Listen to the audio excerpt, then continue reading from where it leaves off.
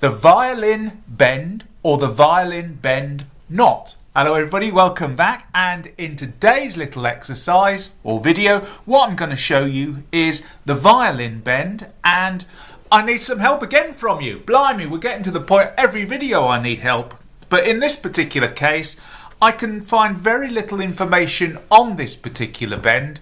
And what I was wondering is if anybody knows why it is called the violin bend, because surely if you've got a violin and you tie a knot in one of the strings, it ain't going to play so good.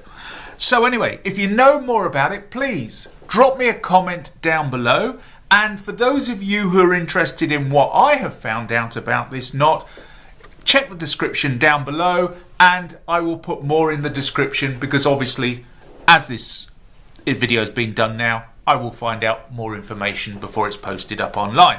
And also the other thing is I can only find one video reference on this, and that is by a guy called Why Not, Australian guy, and it's the only video reference I can see on this. So anyway, once again, let's get on and let's get knotting.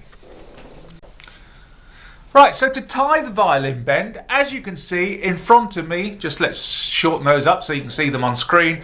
These are the working ends for the two bits of cordage that I want to join together. And the first thing that I want to do is just lay them out in front of me. So the standing end is going towards me and the working end is going up away from me.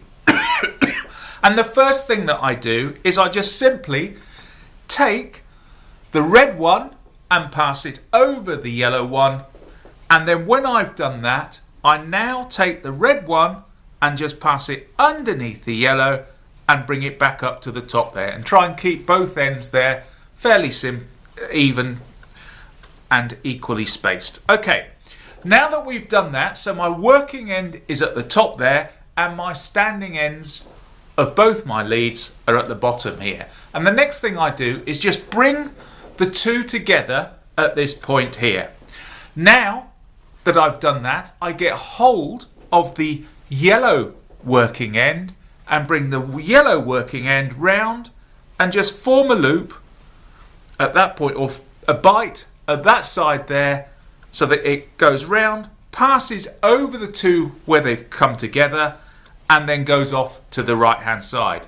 I then get the working end of my red one, I take it underneath everything, and the whole idea is I'm going to take it underneath everything and bring it out through that bite created there by the yellow working end. So take it underneath everything, bring it up, and there you go. And you can see now we've got a fairly symmetrical looking shape at that point there, and that's it. Knot is done.